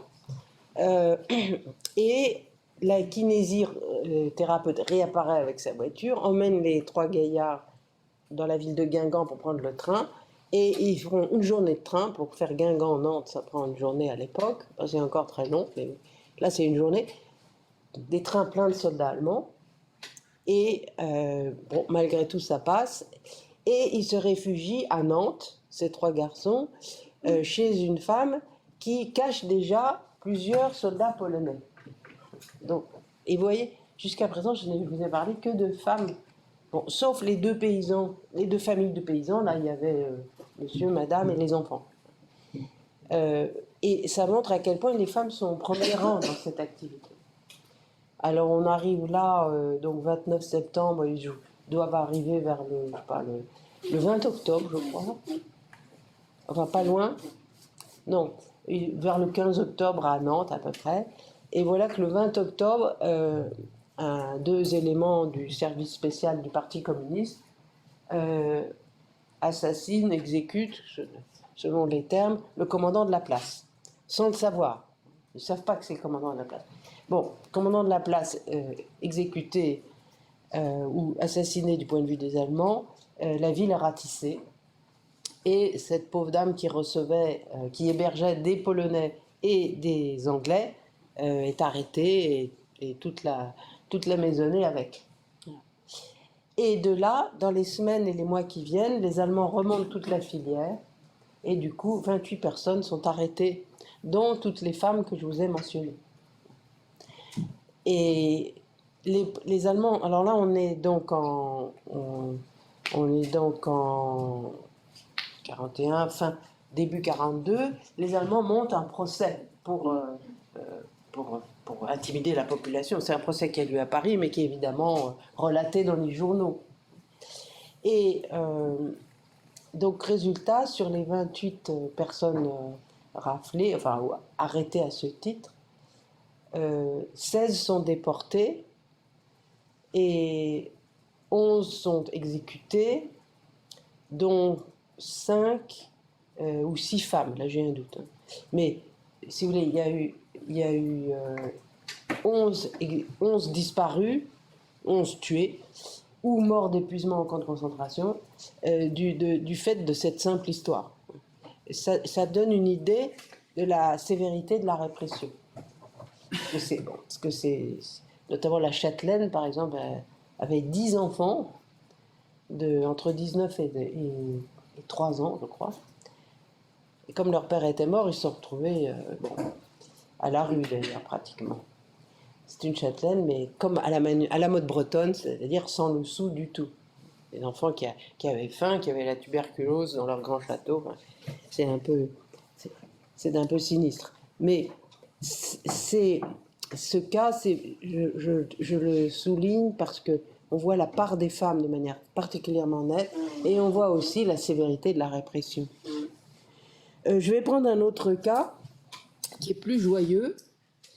Je pense que je l'ai par là. Voilà. Là, la chute, c'est encore un atterrissage forcé dans le Pas-de-Calais, dans la nuit du 16 au 17 septembre 1942. Alors, ils étaient 5 dans l'avion, 2 sont faits prisonniers, 3 qui sont là sont pris en charge par les réseaux d'évasion et vont réussir à rejoindre Londres. Et donc, on connaît tout à fait le détail de leur histoire. Grâce au débriefing et puis grâce au fait que le pilote qui est là a écrit ses mémoires, qui sont, comme tous les mémoires, pas très exactes, mais enfin, si on recoupe, on finit par... voilà. Puis en plus, j'ai fait une enquête locale pour savoir un peu. Alors là, c'est amusant. Vous voyez d'abord que ça a l'air très gai, la résistance. Et en plus, ils se prennent en photo avec l'affiche qui est affichée partout, recherche des aviateurs alliés, qui annonce la prime à la dénonciation. Là, on est dans le grade numéro 2 de la répression. Et spécificité, les noms de ces 3-là sont marqués sur l'affiche. Et donc, d'autant plus, voilà, ça les fait rire. Et alors, ce qui est intéressant de voir, c'est que c'est pas tout à fait simple comme histoire. Je commence par l'histoire de ce Donald, là, parce que lui, c'est plus simple, si je puis dire, politiquement. Il est le pilote de l'avion, et donc, comme tout pilote, il se doit de ne quitter l'avion qu'après les autres. Mais évidemment, ayant attendu que les autres s'en aillent, l'avion est plus bas. En plus, au moment où il veut sauter, il s'aperçoit que l'avion va partir en vrille, donc il retourne aux commandes, et à ce moment-là, il s'aperçoit que c'est trop tard pour sauter. Et il est minuit, hein, c'est nuit noire. Bon. Alors, par une chance extraordinaire, l'avion ne se crache pas dans des haies ou dans des bois qui sont nombreux dans le coin, et donc il sort indemne de l'atterrissage forcé. Et il croise plusieurs, avant d'arriver chez les Fillerins, là c'est la famille Fillerin, et il croise 2 maisons. La première maison, il est accueilli, on lui donne à manger, mais il voit que le jeune couple est absolument terrifié. Il fait une description, et du coup il n'ose pas rester, parce qu'il est accueilli, mais donc il s'en va. Voilà. Il continue, et il rencontre là un homme qui est en train de nettoyer la bordure du chemin, qui était probablement cantonnier, et il lui dit, dans son mauvais français, il lui dit, voilà, je suis là. Et donc ce monsieur le conduit à une autre ferme, et dans cette autre ferme, il est tout à fait accueilli, et il comprend au bout d'un certain temps qu'il y a déjà un autre Français dans la ferme qui, lui, a fui le travail obligatoire. On est en septembre 42, c'est le tout début. Et il s'aperçoit, il voit, mais on le prévient, que les rafles d'Allemands vont commencer, enfin les ratissages. Il échappe à la fouille par miracle parce qu'il s'est caché dans une haie, et chose extraordinaire, il n'est pas vu alors qu'il est approché de moins d'1 mètre. Mais je pense que c'est vrai parce qu'il donne des précisions. Enfin, il avait les bottes de l'Allemand sous les yeux. Il n'est pas vu, et donc il échappe, et il revient dans la ferme elle-même. Et là arrive peu après un déserteur allemand. Donc c'est quand même assez spectaculaire. donc vers fin septembre 1942, il y a une ferme, quelque part dans le Pas-de-Calais, où il y avait à la fois un aviateur allié évadé, un déserteur allemand et un Français qui fuit, qui est réfractaire. Tout ça sans problème, enfin voilà. Mais l'aviateur, lui, son devoir, enfin ça, ils sont briefés pour ça, c'est de rejoindre le combat. Donc, il demande à poursuivre et d'abord on vérifie que c'est bien un aviateur authentique. Donc déjà, ça veut dire qu'il y a déjà un réseau quelque part. Parce qu'on fait lire quelqu'un qui lui pose des questions très précises sur les derniers films qui passent à Londres. Vous voyez, là, il y a des communications.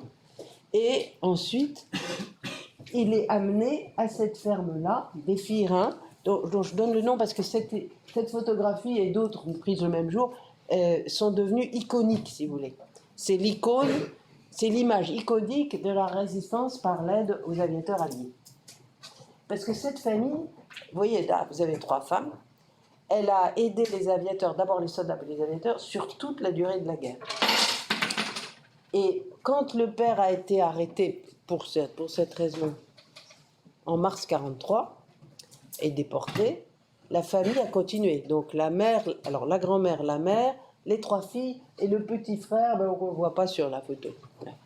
Et quand la mère a été arrêtée pour la même raison en début 1944, les filles ont continué jusqu'à la fin de la guerre. Donc c'est un exemple, on peut dire, d'acharnement ou bien de persévérance et d'endurance remarquable. Et comme en plus il y a cette photo, c'est comme ça que l'histoire est devenue iconique. Mais si on prend les 2 autres aviateurs là sur la photo, ça s'est aussi très bien passé pour eux, mais c'est un peu plus compliqué par un autre aspect. C'est-à-dire que eux et un 3e sont tombés tout près d'un village qui s'appelle quelque chose comme Barzinghem, mais j'écorche le nom, il faudrait que bon, c'est dans mes papiers, mais bon. Bref, c'est un village du Pas-de-Calais. Ils sont tombés sur le même village, enfin juste à côté. Et les deux qui sont là ont été cachés dans 2 maisons différentes, sans que les habitants le sachent entre eux. C'est-à-dire les habitants ne savaient pas que chacun cachait un habitant. Et le 3e, qui n'est pas sur la photo, parce qu'il va être fait prisonnier, est tombé un peu plus loin. Il est tombé dans un champ où travaillait le fils du maire. Et il se trouve que le conseil municipal qui demeurait, ça, il y en avait toujours, des conseils municipaux avec des maires nommés par Vichy, venait de délibérer et de décider que si un aviateur arrivait sur la commune, parce que l'événement était devenu banal, si vous voulez, on le livrerait aux Allemands parce que c'était quand même assez risqué et on ne voulait pas d'ennui. Bon. Donc c'est une décision pas très résistante, bon, c'est moins qu'on puisse dire. Donc le fils du maire voit arriver cet aviateur et donc il fait venir son père en disant ben voilà, qu'est-ce qu'on fait puisque la mairie a dit que... Bah, bon. Et en fait plusieurs gens s'attroupent, cette arrivée devient un phénomène public, non caché, et donc là, de toute façon, ça devient vraiment presque téméraire de garder l'aviateur. Il est donc livré aux Allemands. 8 jours plus tard, la ferme du maire brûle. Enfin, la grange plutôt, la grange aux récoltes brûle. D'où question, est-ce qu'il y a un lien? Qui brûle? Ou pourquoi? Alors ça, l'histoire n'est pas élucidée, mais ce qui est certain, c'est que peu après, le maire a demandé une indemnité pour cette grange brûlée avec la récolte. À qui demande-t-il l'indemnité? Aux Allemands. Ça paraît signé. Voyez. Alors, donc voilà, je donne cet exemple qui montre que la décision principale allait dans le sens de l'aide à l'évasion, mais pas toujours, et que même quand ça allait dans le sens de l'aide à l'évasion, puisqu'il y en a 2 du même village qui ont bien été cachés jusqu'au bout, c'était parfois débattu. Et ça me rappelle, je ne sais pas si vous avez lu le livre d'Isabelle Hull, comment ça s'appelle, Destruction, Absolute Destruction, qui parle de la culture militaire allemande dont elle souligne les traits brutaux, enfin, les pratiques de brutalité. Et elle dit c'est pas toujours brutal tout de suite. Il y a discussion Et finalement, la balance penche du côté de la brutalité. Et là, moi je dirais, pour ma résistance aux Alliés, si je puis dire, il y a souvent, pas toujours, mais il y a souvent une discussion, mais la balance globale penche du côté de l'aide aux Alliés. Ceci pour ne pas éviter de tomber dans ce qu'on appelle l'essentialisation d'une population, par exemple. Il y a discussion et il y a tension. Alors, j'arrive à ma conclusion en 3 points. Donc, les résistants à l'invasion sont-ils des résistants? Donc, pas toujours. Pas toujours. Georges Le Goff, ce jeune garçon que vous avez vu, oui. J'ai d'autres exemples, oui. Mais c'est pas toujours le cas. Par exemple, le conseiller municipal que vous avez vu de dos, là, qui est condamné à mort pour avoir tué, ce qui n'est pas vrai, un Allemand, il n'a pas résisté après, pas du tout. Et c'est pas parce qu'il avait été arrêté qu'il a eu très peur, enfin c'est sûrement pour ça, en vérité, oui. Mais d'autres ont été arrêtés comme lui pour avoir résisté à l'invasion, libérés et ont entrepris une action de résistance. Donc pour le moment, je ne peux pas dire qu'il y ait continuité. En plus, fondamentalement, ça n'a presque rien à voir, parce que résister en défendant le régime qui vous pousse à résister, à la République, c'est une chose. Mais résister contre les autorités, c'est autre chose. La clandestinité, c'est autre chose. Les risques étaient bien différents.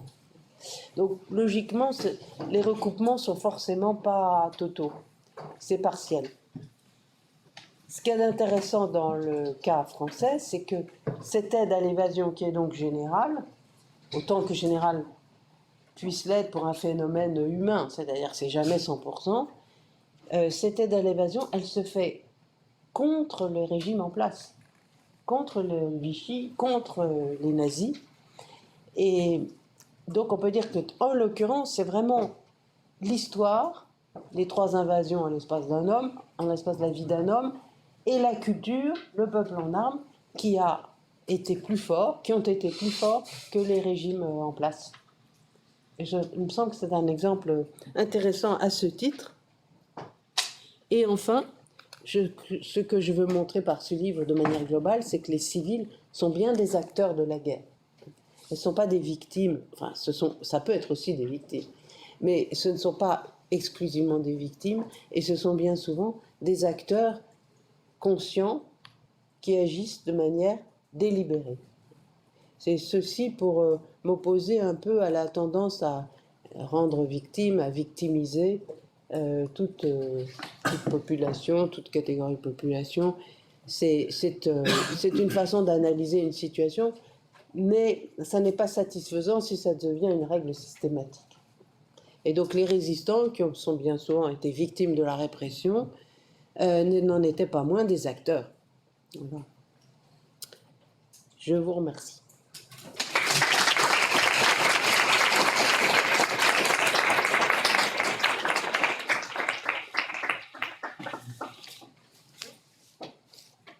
Et j'attends vos questions.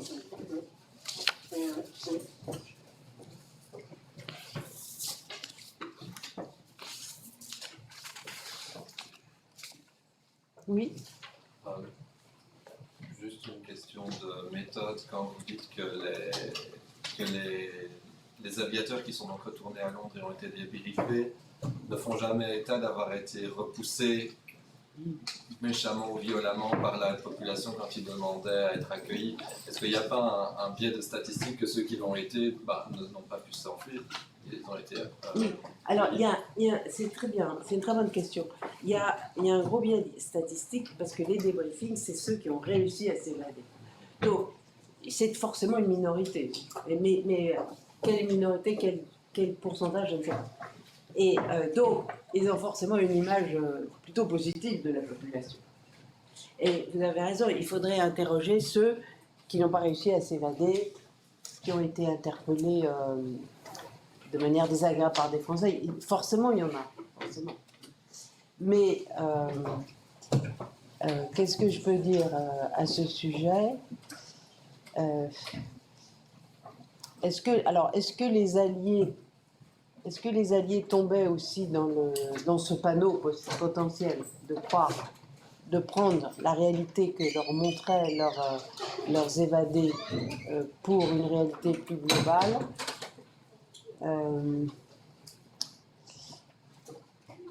Je ne suis pas sûre parce que j'ai pas trouvé ça. Je n'ai pas trouvé. Et en revanche, évidemment, si on voit ce qui se passe en Allemagne, c'est très très différent. Bon. Mais je n'ai pas trouvé de récit. Alors, en revanche,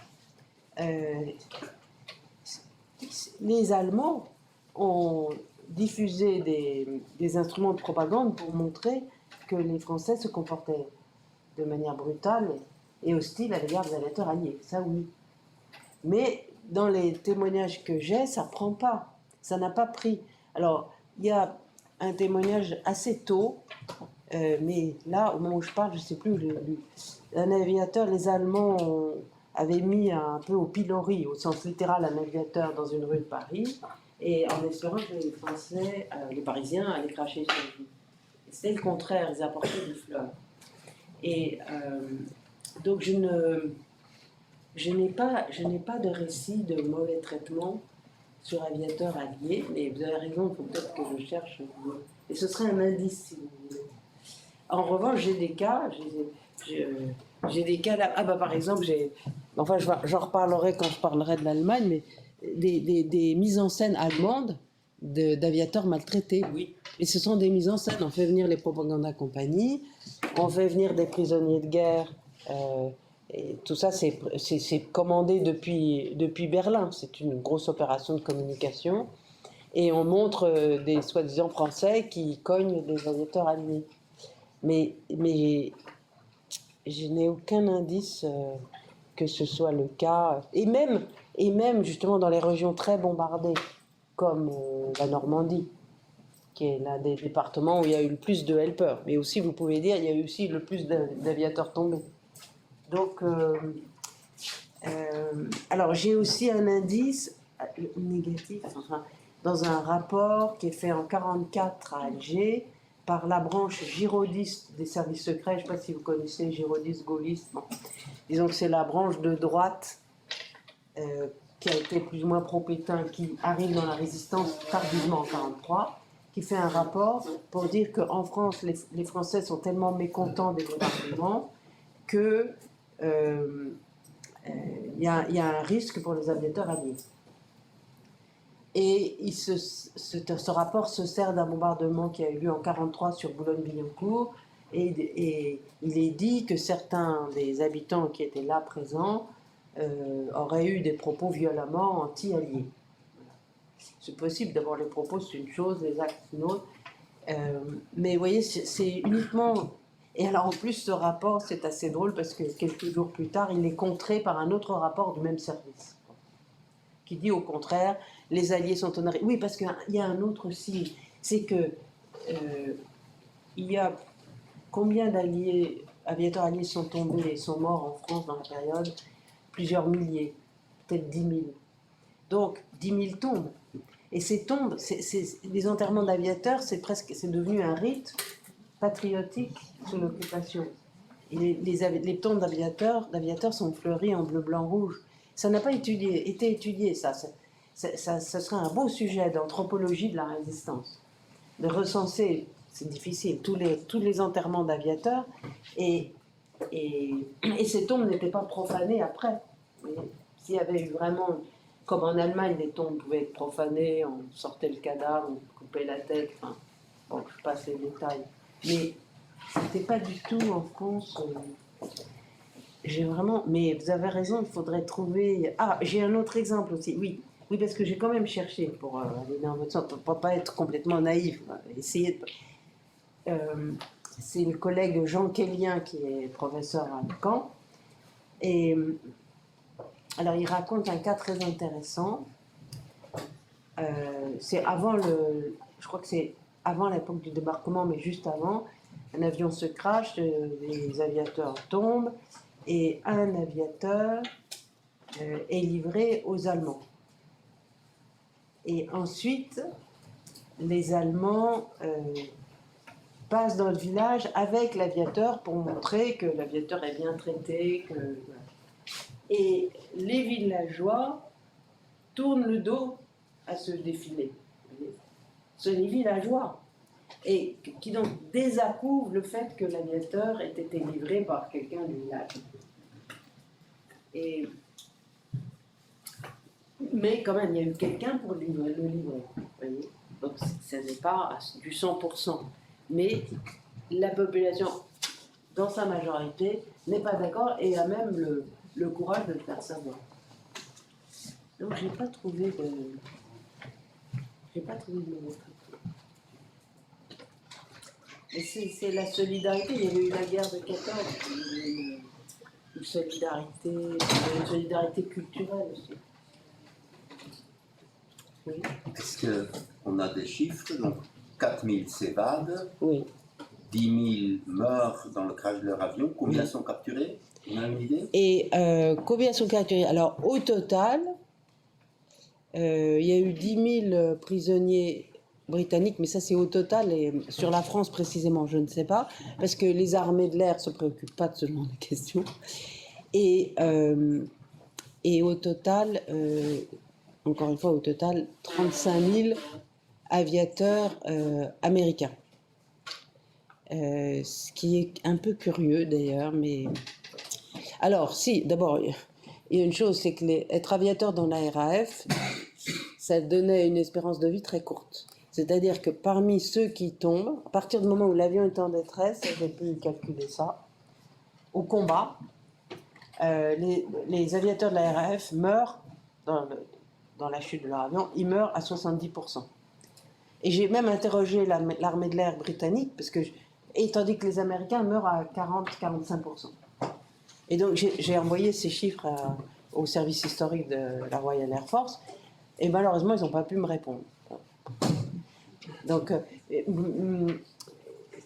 alors, la Royal Air Force faisait beaucoup plus de bombardements de nuit que les Américains qui bombardaient en général de jour, pas toujours, etc., mais globalement. Ça, le bombardement de nuit, c'était très meurtrier.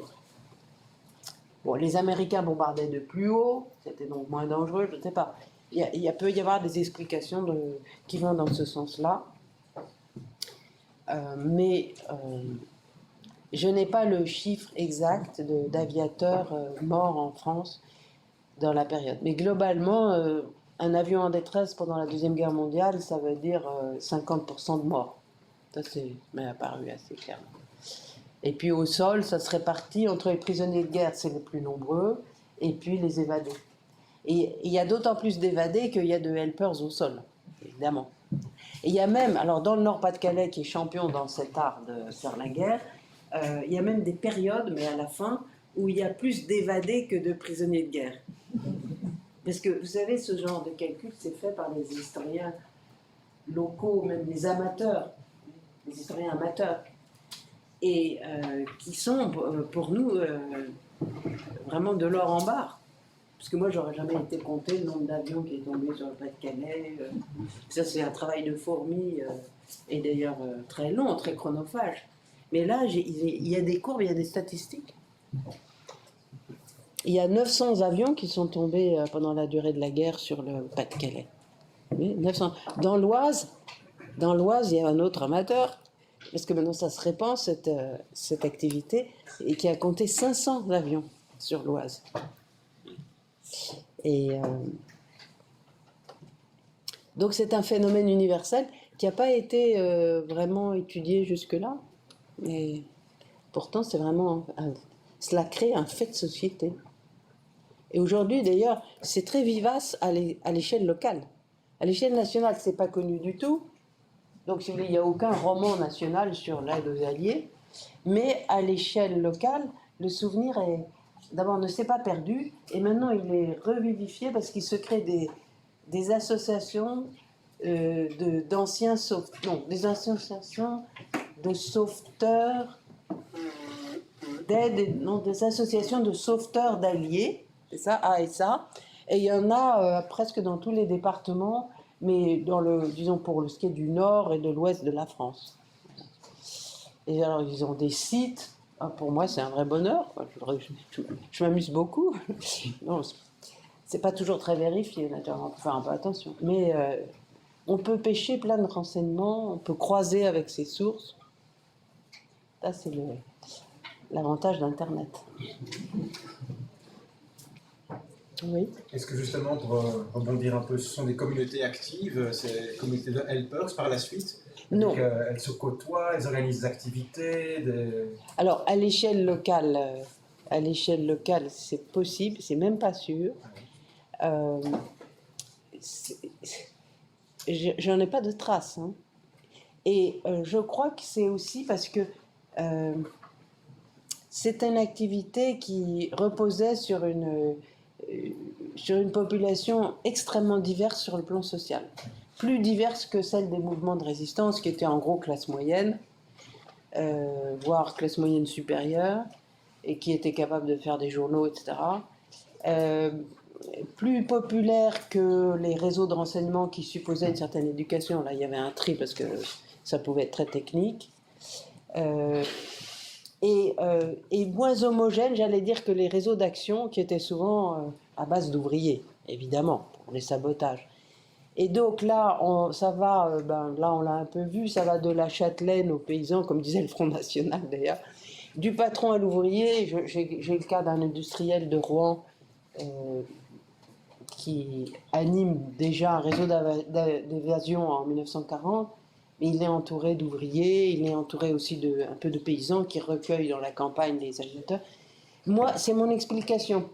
Pour comprendre pourquoi cette histoire n'est pas arrivée à l'échelon national, il y a la diversité sociologique, il y a le grand nombre de femmes aussi, ça nuit, parce que les femmes, ensuite, elles ne prennent pas la plume, elles n'ont pas de poste prééminent dans la société. Et le troisième élément qui peut avoir joué un rôle, c'est que c'était une activité pour les Alliés. Bon. Et la résistance était un phénomène assez nationaliste. Et s'il n'y a que 15% des helpers qui ont été reconnus comme résistants, ça dit quelque chose. C'est-à-dire que le processus de reconnaissance de la résistance était très franco-français.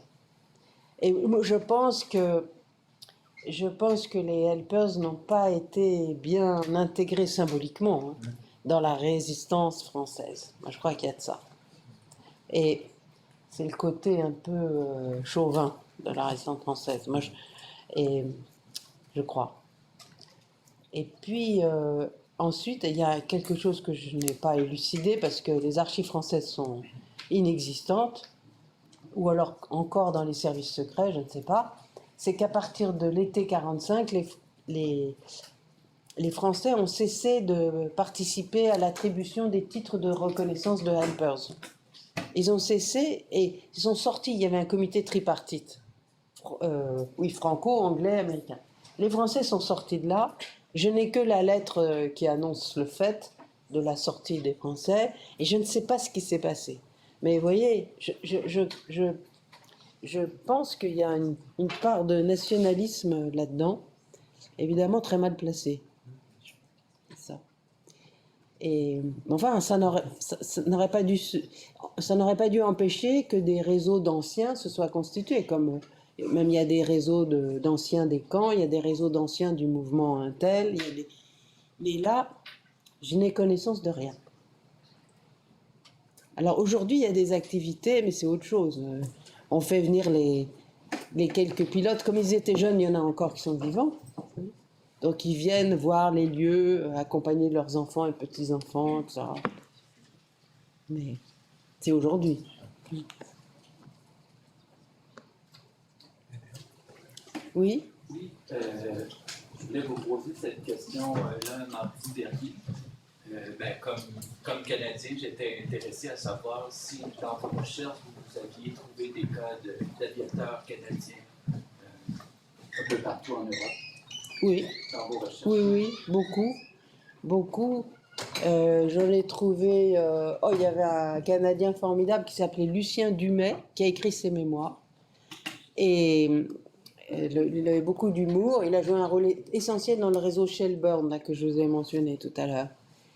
Et c'est lui, si vous étiez là mardi, ah non, c'est pas là que je l'ai dit. Il est très drôle. Alors, il raconte qu'arrivé à Paris après la Libération, il est plus ou moins chargé de rassembler tous les aviateurs qui étaient encore restés à Paris jusqu'à la libération de Paris.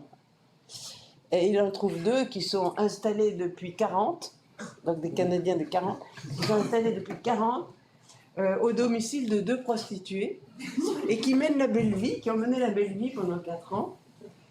Et il est obligé de les menacer et de sortir son revolver pour les emmener au poste de police militaire. Donc bon, enfin, c'était juste une petite parenthèse. Ce n'est pas représentatif, naturellement. Mais j'en ai aussi... oui, bien sûr, aussi, il y en a qui tombent en Allemagne aussi. Il y a beaucoup de Canadiens.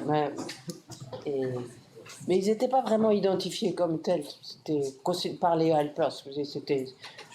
C'était des alliés, si vous voulez. D'autant plus qu'ils étaient amalgamés avec la force britannique. C'est ça, oui. Non, il y a un procès, si vous allez à Londres, à l'Imperial War Museum, il y a un procès pour crimes de guerre contre des Canadiens en Allemagne.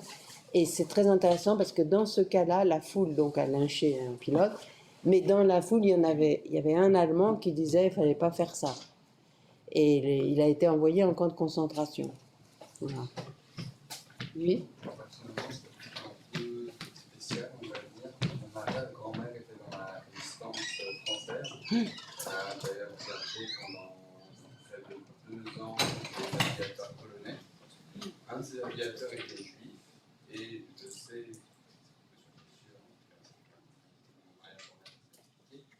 que les 2 ont été capturés malheureusement lors d'une rafle. Et pourtant, l'aviateur juif n'a pas été tué dans un camp de concentration, alors que son ami a été tué. Est-ce qu'il y a une raison particulière pour ça ou... Je ne pense pas qu'il faut répondre. Alors, c'est-à-dire, il n'a peut-être pas été identifié comme juif. C'est possible, oui. Oui. Parce que, en général, alors je ne sais pas, en France, c'est pas sûr que les Allemands faisaient le tri entre aviateurs juifs et pas juifs. En France, j'en ai pas entendu parler. En revanche, en Allemagne, oui. Mais en France, j'ai pas entendu dire ça. Donc, on peut penser que si l'autre est mort, enfin, c'est paradoxal, mais ils ont dû être envoyés tous les 2 dans le même camp de prisonniers, ou ils étaient envoyés en camp de concentration ? Je crois qu'ils ont envoyé dans le même camp de concentration. En camp de concentration, oui, parce qu'ils ont été considérés comme espions, puisqu'ils avaient dû prendre des habits civils. Oui. Mais si l'un a survécu et pas l'autre, ça c'est lié à l'histoire du camp de concentration, je pense. Oui. Peut-être son évolution, parce qu'il a échappé de justesse. C'est possible. Mais il y a beaucoup d'aviateurs qui ont été envoyés en camp de concentration, là, contrairement à toutes les lois de la guerre. Et notamment en Autriche, parce que le camp était tout près, là c'était Mauthausen, donc il y en avait des arrivages tous les jours. Ça, c'est pas connu. Moi, je n'ai pas étudié, si vous voulez, le sort des pilotes une fois entre les mains des autorités des camps ou des autorités militaires. Ce que je cherchais, c'est les civils. Vous voyez ? Mais je le signale que quand même, il y a énormément d'aviateurs qui ont péri dans les camps de concentration au mépris de toute règle. Et il y a eu aussi à un moment donné 168 aviateurs d'un coup, en 1944, qui ont été envoyés direct à Buchenwald, de France, avec un nombre d'helpers que j'ai oublié, évidemment. C'était un énorme coup de filet. Ils ont envoyé à Buchenwald, et enfin, ils étaient nombreux, 168, et en l'espace de 2 mois, il y avait déjà 2 morts, et puis le reste qui commençait à décliner fortement. Et en fait, c'était une chance inouïe. Il y avait parmi eux un garçon qui parlait l'allemand et qui, lors d'une visite alors je ne sais plus de qui, d'une visite d'un haut dignitaire nazi dans le camp, a pris le risque de l'interpeller et de lui dire nous sommes prisonniers de guerre, nous ne devrions pas être là. Bon. Et ça a permis, en fait, du coup, ça s'est su et ils ont fini par être sortis du camp. Mais toutes ces histoires-là effroyables, je ne les ai pas étudiées. J'ai étudié uniquement le sort des aviateurs aux mains des civils. Ce qui d'ailleurs peut être effroyable si on regarde l'Allemagne. Mais, ouais. Pas de problème, je pense que c'est une information.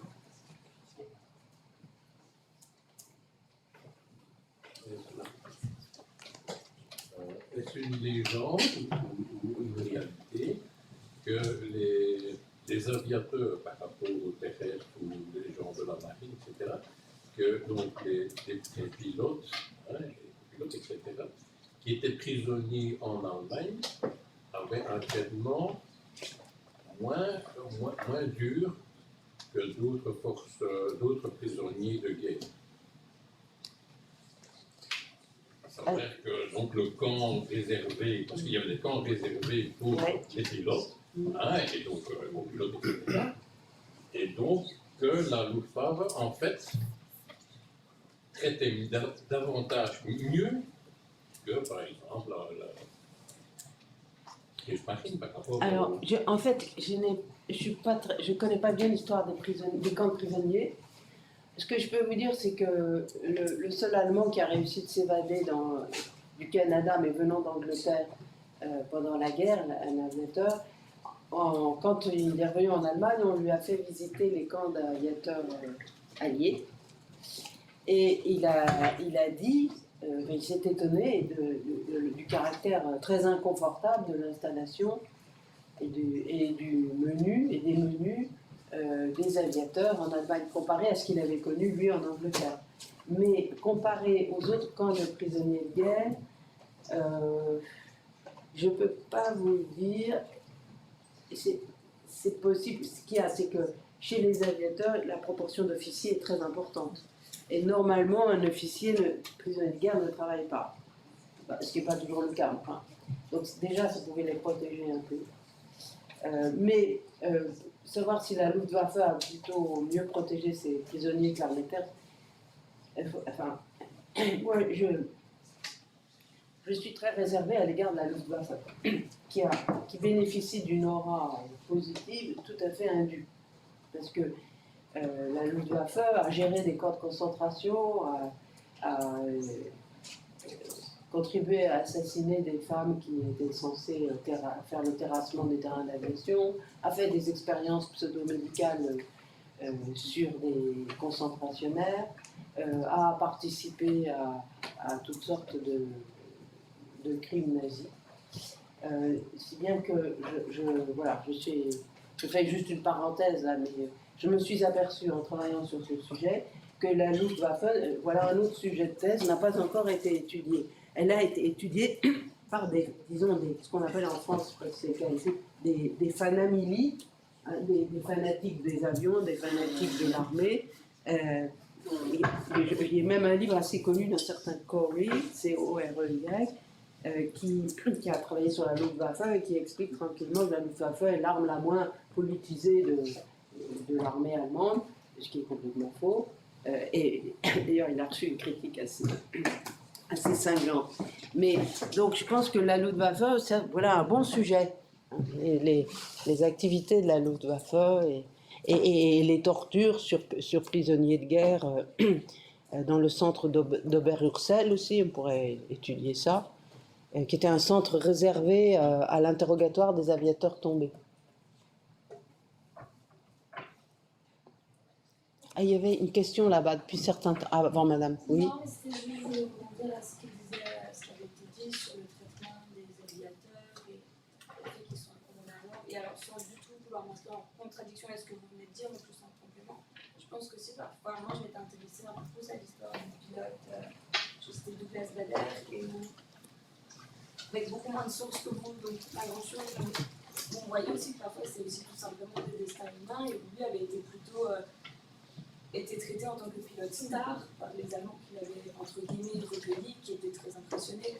Et du coup, je pense qu'il y a aussi des interactions beaucoup plus humaines qui viennent nouer, et totalement propres à certaines situations, mais qui viennent nouer les destins. Et cet aviateur, finalement, lui a été prisonnier, il me semble, en 1941. Et les Allemands étaient presque contents de le rencontrer. Est-ce que vous vous souvenez du nom? Vous vous souvenez du nom? De l'aviateur Douglas Bader. Voilà, c'est ça. C'est celui qui avait Voilà, c'est dans tous les livres sur Douglas Bader. J'ai très peu de sources, donc je ne veux pas, mais je pense que ça symbolise le côté des... Oui, mais justement, Douglas Bader, pour moi, c'est le symbole même de la mythification des armées de l'air, y compris la Luftwaffe. On est dans la mythologie. Et c'est vrai que quand il est tombé, c'est une histoire extraordinaire, il avait les 2 jambes coupées, il a perdu ses jambes de bois dans la chute de son avion, la RAF lui a parachuté des jambes de remplacement. Bon. Et au sol, il y a des helpers qui se sont chargés de le faire évader. C'est pas commode, quelqu'un dont les jambes... Et donc, il a été repris. Les helpers aussi ont été repris, et eux, ils ont été envoyés en Allemagne. Et il a été repris, et il a été, à ce moment-là, invité sur la base voisine aérienne de la Luftwaffe et reçu cordialement. On se reçoit entre aviateurs, c'est-à-dire entre professionnels, voilà. Et après la guerre, Bader a continué de fréquenter ses amis de la Luftwaffe. Mais c'est politiquement, c'est très situé. Et ça contribue à ce mythe de la Luftwaffe très directement. Les chevaliers du ciel. Oui, non, c'était pas du tout pour m'inscrire. Non, mais c'est très bien. Non, mais je vous remercie d'avoir trouvé cet exemple parce que pour moi c'est typique. C'est typique. Voilà. Merci beaucoup.